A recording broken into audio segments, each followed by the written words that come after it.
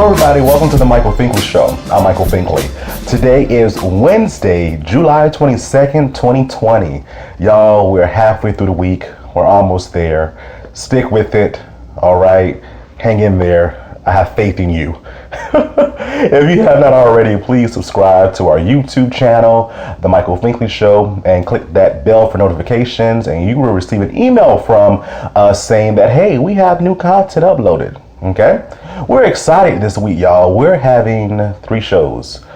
I think that we're going to extend that until maybe sometime in September-ish, but we're going to see how that goes. But 3 shows, y'all. Isn't it exciting? It's amazing, though, because when I first started this platform back in April, during the COVID, it was just something for me to do. And like I told you in previous videos, I always wanted a platform just to encourage, educate, and inspire.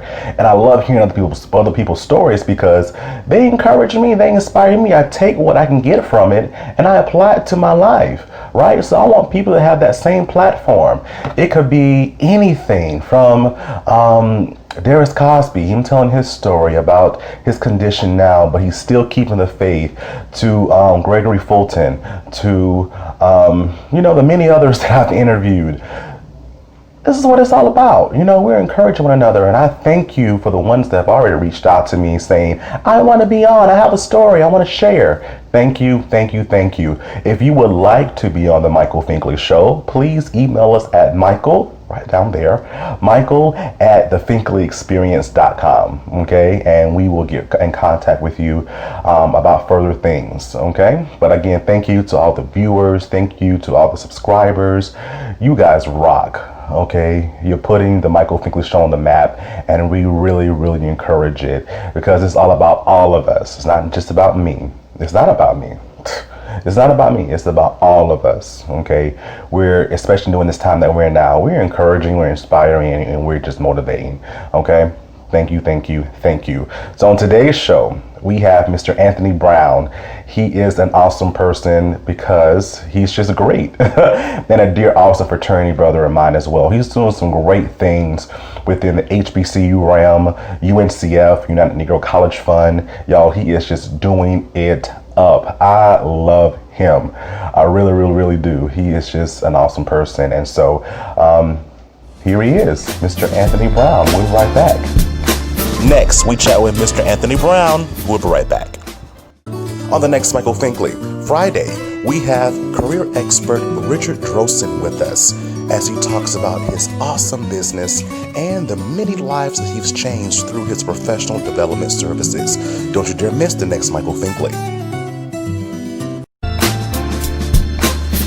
Hello, everybody. Welcome back to the Michael Finkley Show.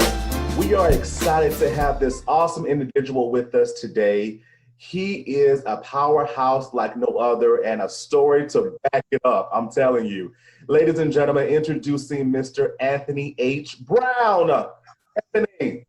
Well, thank you. I'm like, who we talking about? I'm looking around my house. Like, who we talking about? You looking at one of these other 2 pictures in my room because you ain't talking about me. You talking about these young folks behind me. All you, Anthony, all you. Thank you for being on today. Thank you for the invitation. I appreciate it very much. Oh, you're very welcome. So let's get right into it. Who is Anthony Brown? Describe him. Who is Anthony? Anthony Brown is a conqueror. He is an achiever. His name is Victory. Yeah, that's it. I love that. I've asked that question so many times to different people, and you nailed it. I love that. Listen, I ain't got time. Listen, and I tell you know what, and I know we talked some time ago, but I tell the story sometimes. There was a moment in my life where I was in the hospital because I was suffering from migraines at the time. I didn't know I had migraines, and I was in church and I was singing a song, I Just Want to Praise You Forever and Ever. And in the midst of all that, I passed out in church, gone, out. I didn't know what was happening. Next thing I knew, I woke up, I was in the ambulance. And then from there, I passed out again. And then I woke up again. And then my wife was there at the hospital and they kept me for 3 days. Listen now. And the doctors had basically said, there was something on my brain. They said something that was spreading on my brain. They know it was cancer or whatever it was. And so I didn't know this because at that point they had given me medication. I was doped up. I was gone for a couple of days. And I remember waking up like 2, 3 in the morning. I looked at my cell phone, and someone had texted me and said, well, whatever you thought you had, how did you live your life before you knew it? Ooh, So now that you know, do you stop living your life? Wow. And I said, and at that point, the song "My Name Is Victory" came on. And I said, oh, okay, well, Lord, maybe that's my name. So 3 days later, they went back and did the test all over again. And what they thought they saw, they didn't see no more. No more. I love it. So whatever they saw spreading throughout my brain and everything, because they went back and they said they found something on the back of my brain stem. And I said, well, is it cancer? They said, no. Is it going to spread? No. Then leave it alone. I said, leave it alone, because that's going to be a constant reminder for me to let me know that I can overcome anything. That is, what a testimony. What a testimony. I know That's you have why more. I say my name is Victory. And I know you have more been through. And then one of those testimonies is your appearance, your weight. And we had that conversation that, I saw older pictures of yourself, and I'm just like, oh my gosh, how did he do it? How do you describe that journey that you decided to take back your life? Listen, it was the encouragement of my father. Now listen, I didn't really grow up with my dad like that. So, I mean, I had to call my dad by his first name. I didn't live in the household with him. I was the other child. My daddy he was a member of the club. He was one of the Rolling Stones. He was part of that band. And it was a couple of us. And so even so much the fact that my father passed away, another child popped up at the day of the funeral. Wow. Different story. I was like, this is where my life began. That's where the play began, right? This is where the musical begins on my life. It's right here at the funeral. But before then, when my dad moved in, my dad got sick, and he moved in with me his last 4 years of his life. And he reminded me, I need you to come on and get your life right. You got your son. My son is now 22. And he was like, but at that time, he's like, he had just went off to college and all that. He said, and I was taking care of my mom. My mom was in the nursing home. And my dad had moved in with me. He's like, well, do you want your son to have to take care of you like you're taking care of us? Ooh. And I said, no, I'm not ready for that. And so he said, I need you to get your life right. Whatever you got to do, get your life right. And so, and I mean, not just physically, but spiritually, emotionally, all that. Because I went through a place. I went through a bad divorce. I went through a lot of depression. I went through anxiety. I went through job loss. I mean, you name it, I've probably been through it, medication and all. Got papers for it, certified, crazy. And so, but at some point I realized, I was eating myself and drinking myself to death, and I was headed on that same path. And so at some point I just realized I can't keep doing this. I can't keep doing this. And it was hurting when I would just get up out the bed and go to the bathroom, already having an asthma attack. That was hurting me. I know, you've seen pictures for some. People have seen pictures of me. Yes, my largest was 450 pounds. Matter of fact, I saw, like Facebook gives you a timeline, like they give you the memory of something. A video popped up today on my timeline from 2017. I'm like, who in the blankety blank is that? Because I just couldn't believe that was me. Because I was just like, oh my gosh, I can hear my voice, but like that just, when I look at that video, I'm like, that ain't me. That ain't me. But yeah, I was in a place. I mask it very well. Outside of doing some other stuff, I'm also an actor here locally. I do a lot of stuff, so I know how to mask it very well. So people are like, "Oh my God, but you have a beautiful smile," and I'm always like, "Yeah, y'all don't know the pain. Y'all don't know the struggle behind the smile, and it hurt like hell. It did." Yeah, been there.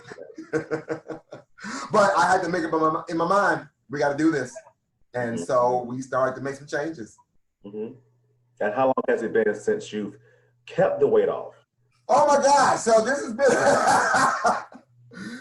a journey. So trust me, this journey, it started, like I said, it really started in the fall of 2015, and I mean, I think I didn't start to kick it into high gear until maybe summer of 2017. It was like, okay, I got to do something now. This is got to be a little too much.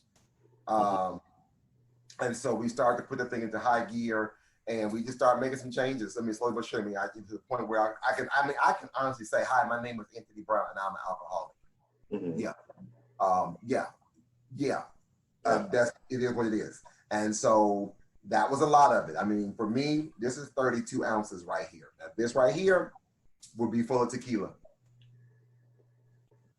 And I would drink all this a day. Straight tequila. Yeah. I put a splash of Sprite in or something, a lemonade, but yeah. But now it's just tea. It's all I can drink now because I don't even drink carbonated sodas anymore. No, I can't. But it was all a journey. And so 2017-ish, I started to make that, I put the thing in high gear. And then after a while, I stopped eating certain foods. I stopped drinking. I started walking. I started moving. I started to move. Michael, when I tell you I started to move, all you have to take that first step. I guarantee you, if you could just take that first step for anybody who's listening and watching, take that first step and just do what you can. Because I'm not in a place of trying to make a bunch of excuses. Because even when I try to give myself an excuse, like, I'll say sometimes, I'll say to myself, I'm not there yet. Meaning, I'm going to do it. It's just coming. Yeah. Just wait for it. It's coming. Because I'm going to tell myself, like, okay, what you waiting on? Just go and do it. All right. So you said you're going to walk for 10 minutes. Okay, why can't you walk for 15? I don't know. But stop saying what you can't do. Tell me what you can. So give me what you can. Until the point now, me walking 6-7 miles, that's no problem. Okay, good. Me going to the gym every day, okay, great. I'm here for it. So now, from 450, ladies and gentlemen, down to 195. For me, that's 195. Wow. Going from a size 60 pants, down to a 32. Isn't that something? Wow. Oh, please, Anthony, tell the story about the running. The running story you told me about. Oh, listen, because that just happened just recently again. Because I kept telling myself, I'm not there yet. Because in my mind, this is a psychological thing. I was having a talk with a friend of mine just the other day, and because in my mind, I still think that sometimes I'm this 450 plus pound guy, and I always have to I would be out of breath. I'm having an asthma attack. I can't walk. I can't move that fast. And I'm like, no, I can't. I'm like, then they kept saying, why can't you? Why can't you? I said, I'm not there yet. So when are you going to get there? When are you going to get there? So I was at the gym. The other day, and I was on the treadmill. And I said, okay, now you know what? And I had got a text from one of my childhood friends. Her and I've been friends since kindergarten. And she was always like, so when you gonna start running? Okay. So I was on the treadmill and I said, you know what, let me just go and push this little button. Let me go and push this button on up. And I mean, it was intermittent. I didn't do the whole mile all running, but for me, I did like 1 minute, 2 minute walk, then I was gonna do a 2 minute run. Walk for 2 more minutes, run for 2 more minutes. So I was able to balance it and pace it until I was able to get in a mile in under 15 minutes, which was big. Again, for me, that was big because I could normally do a mile in maybe 35, 40 minutes. I did the mile in 15 minutes. I'm like, oh my gosh. There you go. So the question became, so what's the excuse? What? So exactly. There is none. No, I was like, check. Oh, I love this. I love this. So what keeps you motivated in doing this continuously, daily? What Listen, what keeps me going now because I get to buy clothes. Like, listen, I could not again. It's the clothes. Oh my God. Listen, these brothers who can wear these clothes. Listen, someone said, Anthony, look, Negro, they like 50 years old. We ain't got no business wearing no skinny clothes. Like, listen, I didn't get rid of it. I couldn't. So I'm trying to play catch up. No, so I love the fact that, I mean, the clothes is a perk. That's a perk. That is a perk. However, no, but my motivation again is still being able to have this, to get a new lease on life and to be able to. And I took off a lot of years, a lot of suffering, a lot of anguish, a lot of, sickness. I was able to kind of take off of my life right now.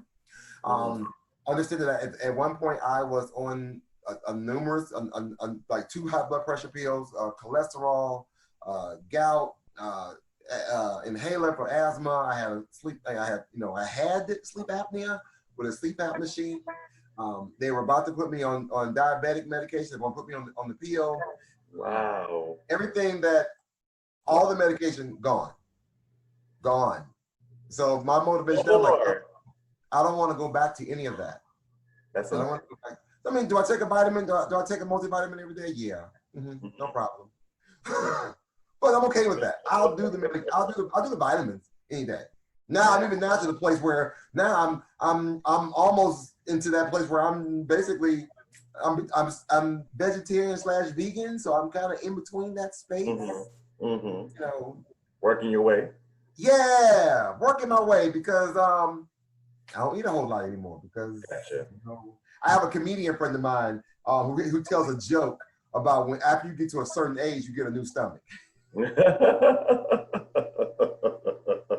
It's funny because he did this whole comedy bit. You know, if you get old, if you get to a certain age, you know, some of the things that you used to eat, you can't eat no more.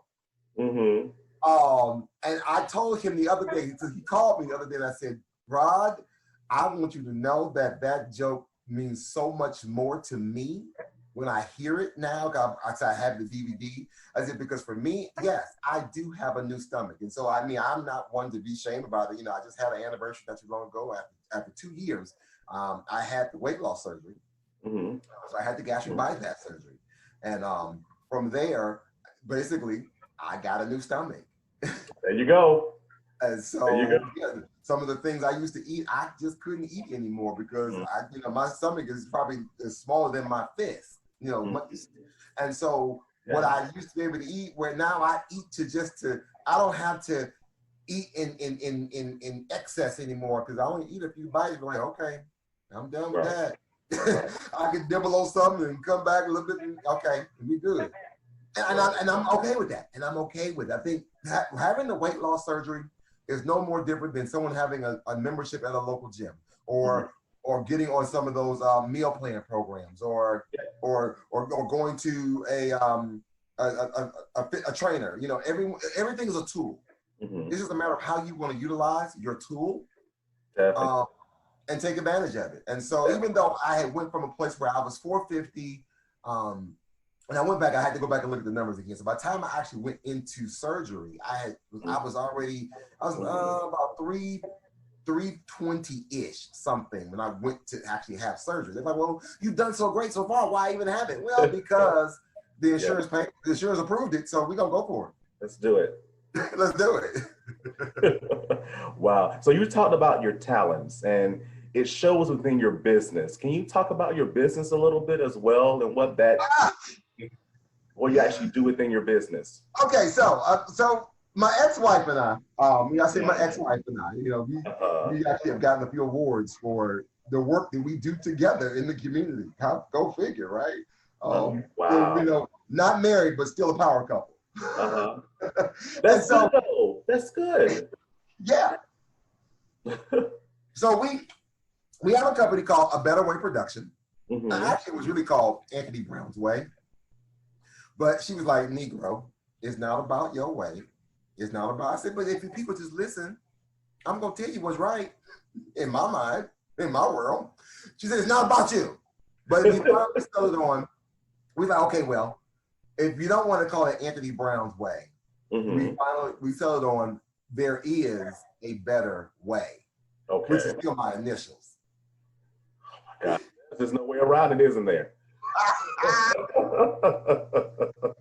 So through this venture, what we do is we do just some small business consulting. So we work with we work with families and in the education community, basically working with students and families, you know, kind of helping with that next step. We really focus a lot on helping students get to and through historically Black college universities, just, you know, going beyond just, you know, saying here's a scholarship, here's the application, but we want to work with the family from the point of entry, from the moment we meet them until they can get to school and maybe even beyond.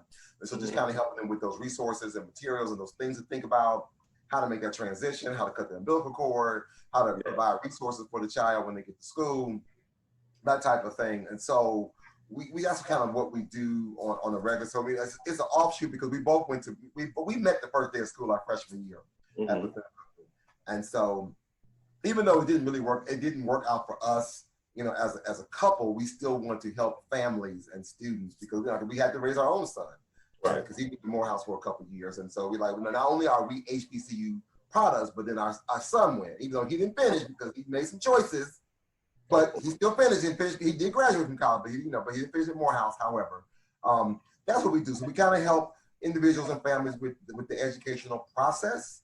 And every so often, there are a couple of things because of our own careers, because I have a background in television and radio production. She has a background in social services and psychology. So we also will do some consulting and career-based mentoring for those who are wanting to go into those fields as well. Okay, awesome. That's great. But when we come back, Anthony, we're going to talk about your continuous assistance with the UNCF and also with HBCUs. We'll be right back. Coming up, we talk about HBCUs and the UNCF. Don't go away. The Finkley Experience is an education and consulting firm that specializes in first-generation education. We assist parents and their students with the college process. We train school administrators, and we also partner with colleges and universities to assist with their first-generation population. To learn more about our consulting firm and to purchase our book and workbook, please visit our website at thefinkleyexperience.com.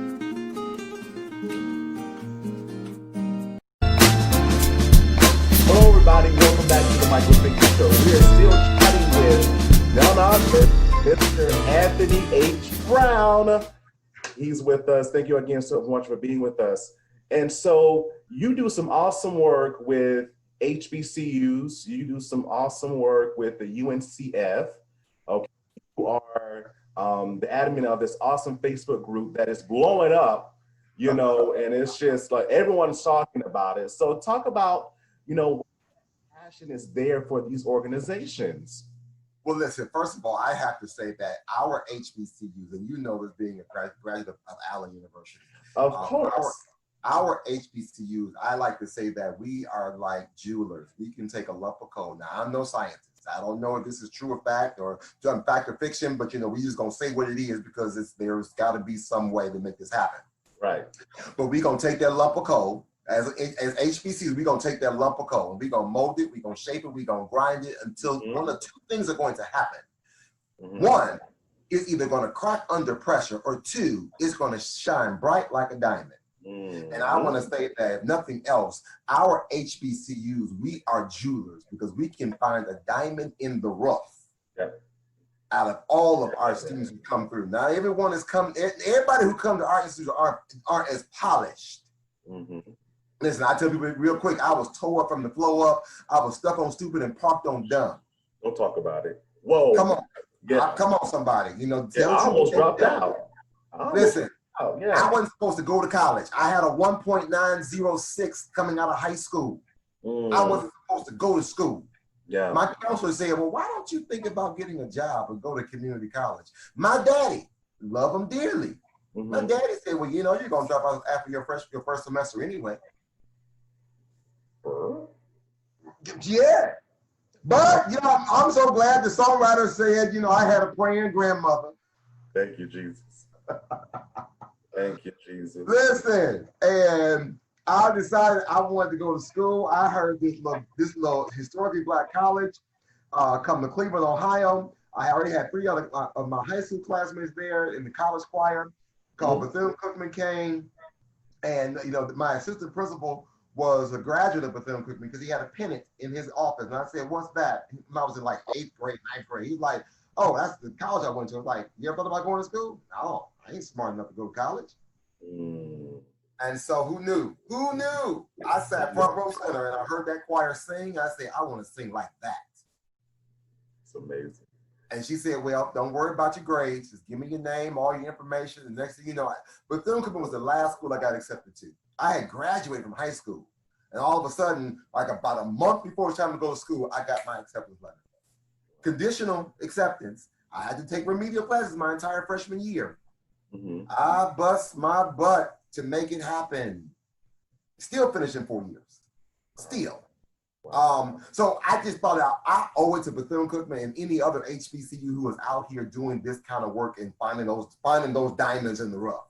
Yeah, definitely.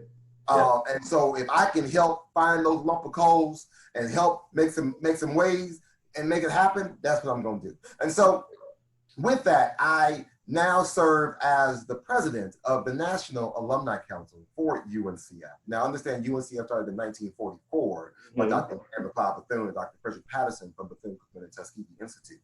And about a year later, we had some alumni who said, you know what? If you're doing this for the institutions, then alumni, we can do the same thing and support our institutions. And so here we are 75 years later, and I serve as the National Alumni Council president. So we serve a membership of over 600,000 alumni, 60,000 students, and so many other countless number of supporters, scholars, and friends who all support the fact that UNCF is a mind's a terrible thing to waste. You know the slogan. But a mind's a terrible thing to waste, but a wonderful thing to invest in. And so I am up here trying to uplift and to educate and motivate people, especially alumni and students, to talk about advocacy, recruitment, and fundraising. That's all I'm here to do. And if I can just help somebody as I travel along, you know the song. That's it.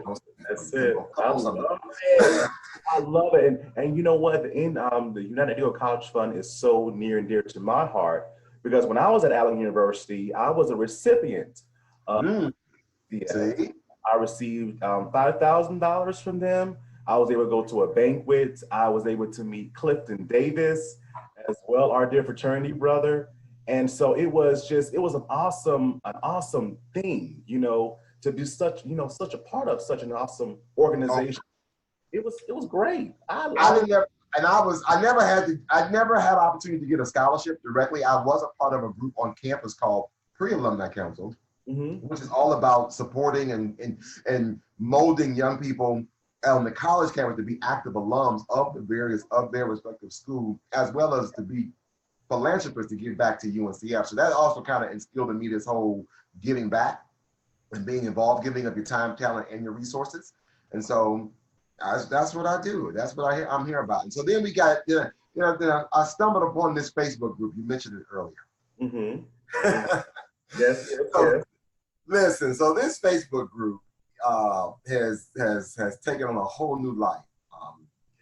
I can't even tell you what it was called initially, because it was started in 2007. It started February 14, 2007. And I couldn't even tell you who started the group because it wasn't me. It wasn't. I joined the group in 2014. It might have been one of these old, just basic, remember when, my experience at HBCU was, ... And you can just put some stuff. And I think, so around 2015, I got a message from Facebook saying, hey, the admin of this group is no longer here. Would you like to be the admin? Because I guess they had saw the analytics, and I was posting quite a bit in the group. I mean, I would post little trivia, fun facts, scholarship information, things of that nature to share with people. And I said, okay, fine, sure. So I asked two of our other good brothers of Alpha Phi Alpha, and they said, hey, can y'all help me manage it? So I have, a brother from Fisk and another brother from Wilberforce University. So we just kind of just, we would just do a little stuff here and there, yada, yada, yada. Nothing major. It wasn't until we were all in this pandemic and in this whole shutdown situation, everybody's staying at home, like, well, we got to do something. So everybody's on social media, right, amongst everything else. So I see, and then you see all the different people doing these different levels of engagement. Okay, you know what? This is a group. At that time, they had like a little over 5,000. We had just come off of a successful venture in May. We did an event led by the National Alumni Council. We did an event called HBCU Bound Day, where we were encouraging and celebrating students who had decided to go to an HBCU in the fall. And so since we were not in a place where we can physically celebrate them like they would normally do in a high school, because May 1st is typically and traditionally college decision day, right, we wanted to do it virtually. So we were able to get alumni chapters and organizations and mom and pops and all different entities from public and private organizations, school sector, the whole 9 yards, and to celebrate students virtually. Hashtag HBCU Bound on May 1st. I mean, it was successful. I mean, even your institution, Allen, was involved with it. So they were doing all kinds of celebrations, virtual DJ parties on Instagram, podcasts, Zoom situations. I mean, even a couple schools actually went out and they recreated, for lack of a better term, I say they recreated like the Publishers Clearinghouse, where they would go to your door and knock on your door and present you with a big check. Yep. To say congratulations. So a couple schools even did that. still exercising social distance, but it was amazing because whatever house they would go to, they would invite the alumni from that community to meet them in the parking lot or the driveway to celebrate the student going to, choosing their school. And I had a couple, like Stillman College was one of them. They actually had me on the Zoom watching it. They're like, this is your idea. You need to be here. So it was great. It was great. So we had just come off of that event. And I said, there's so much more we could be doing. Again, advocacy, recruitment, fundraising. And that's what our member institution presidents, so the member presidents of UNCF, we had just had a board meeting right the week before coronavirus, before the pandemic hit. So I happen to, in my position, I get to sit on the board of directors and the board of presidents of UNCF. And I get to be the alumni voice with all these college presidents. And sometimes they'll sit there at the meeting, they'll look at me like, well, Anthony, what do you think as the alumni? Like, that's a lot on my shoulders. Okay. Mm-hmm. And so I asked the question again, what do you want me to do? They're like, Mr. President, we want you to advocate, we want you to promote advocacy, recruitment, fundraising. Okay, that's easy. We can do that. So I'm in this space. Like, okay, how can I lift up this space in this virtual world? Okay, well, I got this Facebook group. Let's utilize them. Hey guys, can we talk about more stuff about advocacy, recruitment, and fundraising? And then I got people like, maybe so. I said, I'm gonna change the name. Change the name. Mm-hmm. Sometimes, the Bible says he'll change your name. I'm just telling you what I'm doing. I ain't making it none up. It's in the Bible. Read it for yourself.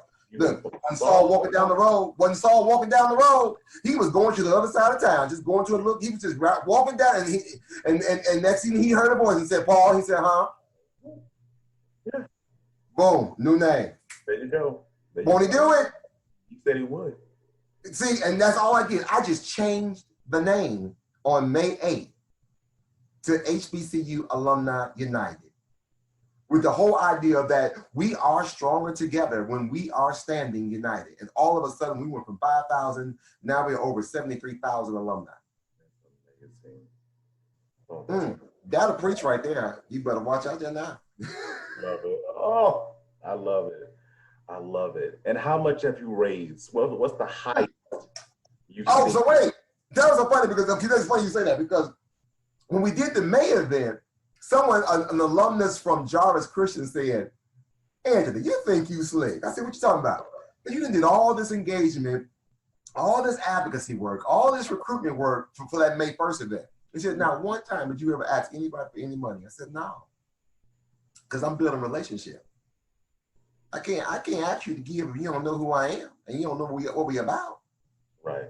So it wasn't until a little bit later, after we started to build some synergy, then all of a sudden, here we come at the end of May saying, hey guys, our schools could use some financial support. Mm-hmm. You think we could do something about this? Some back and forth, this, that, and the other. Fine. June 1st, we're going to kick off the HBCU Alumni United Cares, because we care about every HBCU. That's it. Yeah. It didn't matter. It didn't matter if you're public or private. We want to, you make that personal decision if you want to give or not. Our goal is to all alumni to support all HBCUs. If nothing else, at least do your own. So since June 1st, every week we pick about 3 or 4 HBCUs to highlight and lift for the week. And we'll ask alumni to post information. We'll ask different people to give, things of that nature. So since June 1st till now, we have now raised over $63,000 for a number of HBCUs. They've all walked away with something. Everybody get a little blessing. Everybody, everybody got a blessing with their name on. And if you're like, well, I haven't seen my school yet. It's coming. It's on the way. That's amazing. And it's amazing what people that can come together for an awesome cause can do. And look what you can produce. And I'm still trying to crack this. I'm still trying to crack that ceiling, because I don't even still have a lot of. We're still in the single digit percentage of people who are giving. Mm-hmm. So I understand the whole importance about alumni giving and that alumni giving rate. So I can't go out here and ask somebody else to give if I'm not giving. Right. People got all in their feelings when Mr. Hastings gave that $120 million and gave 40 to Morehouse and 40 to Spelman and 40 to UNCF. Well, one, it was about relationship. That announcement didn't just come on that Wednesday morning at 8:30 when it was on CBS. No. That was a relationship that was being cultivated over some time. Again, had I asked these alumni to give me money back on May 1st, would I have gotten it? Oh, No. They would have ran away. Yeah. No, I had to build relationship first. And still building relationships. That's just a constant. That's a constant. Exactly. And so, but I think that we're gonna keep pushing, we're gonna keep striving. Our goal is to make sure every HBCU between now and the end of the calendar year, everybody will get something.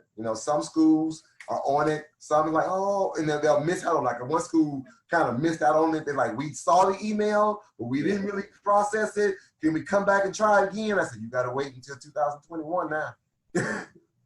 But it is what it is. But they like, we thank you for what we did get. We got you. Anthony, final thoughts. What are some perks about, because I feel that we're both advocates for HBCUs. So what are some perks as into attending an HBCU and life after attending an HBCU? Well, before I even talk about the perk, I do want to share with your listening audience and your viewers, because sometimes I always like to let people know that, listen, one of the myths that I need for people to, and I know this is probably not for your viewers, because I know y'all viewers know that not to believe all those myths. However, just in case you heard one, such as, I would never want to go to a black college. Or why would you want to go to an all-black college? Well, first of all, we need to recognize and understand we were just schools for Negroes because we couldn't go anyplace else. Exactly. First of all, let's understand that. And also recognize and understand it was Lyndon B. Johnson, the president of the United States at the time, and the United States Congress, who created the Higher Education Act of 1965. Because they saw what Mary and Freya had did back in 44. Come on, somebody. They saw that, wait a minute, they raising money for these Negro schools, and we don't have anything to do with it. Come on. Somebody need to catch it before midnight. So all of a sudden, they decided we're going to put this label. Okay. Label. Now what was that? That belong on jars and not on people. They going to say, okay, in order to be this HBCU, you have to, one, educate African Americans, but you couldn't exclude nobody. But what the hell was happening to us in 1965? That's history. We had to be accredited by some accrediting association. It didn't look like us. Exactly. And who ran the accreditation association? And then you had to be founded for 1964. Okay, that's easy. We got that one.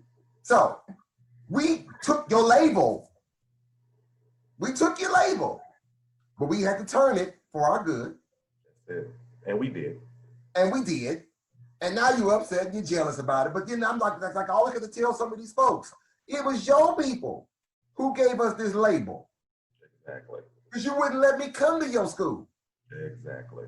But so if anything, I think that's my perk, is let students know that our institutions are some great places and some great spaces. And I guarantee you there is one with your name on it. That's it. Oh yeah, there is. And I always remind students that you got to do your research and then decide, and base it off of real information and not all these other rumors and because somebody's bad experience. Do your research. And I think that is a perk that all of our HBCUs, you talk to any alum, we just have that common denominator of this place of sense of value and worth that makes it so special for us. I mean, I think I get excited when I walk on somebody else's campus. It may not be Bethune Cookman, but just to be in the presence of another HBCU, come on, I just get chills. It's just, yeah. I just get the chills. Describe. And just to know that the ancestors and the spirits are just people who have blessed and walked through this campus, and to say that I'm on that space, yeah, that's sacred ground. That's it. You talk about some holy ground, come on. And people who had to shed some blood and some tears, that's holy ground, in my mind, in my eyes. So I think that is a true perk that we have, that's a treasure. If we don't own nothing else, we own that black church and that black schools. That's it. And we need to hold them. We need to hold them tight. Don't ever let them go. Right. I love it. Oh, I love this. How can they find you on social media? Oh my gosh! So my personal social media. So again, on Instagram, I am A Harris Brown Official. So you can follow my Instagram. A lot of times I'm putting like my HBCU stuff, but I do a lot at least once a week or so. I'm posting my journey, my weight loss journey. I'm always doing before and after pictures. Sometimes I still can't believe it. And I'm on Twitter and Facebook and all that. But here you actually can go to my website. So I just go to my website, aharrisbrown.com, where you get to see what I do in the church, what I do in the theater, what I do for UNCF, what I do in the community. It's all right there. You can see my walking ministry videos, my other podcasts, my other shows that I do. All of it is right there. And I even got a link to my son because my son's an actor. I don't know where he gets. I say real quick, he gets the drama from his mama. So yeah, he's even an actor himself. So you got a link to his website too again. So aharrisbrown.com, and you can find a lot more about what we do, how we do, when we do. I love it. Thank you so much, Anthony Brown. Thank you so much for being on.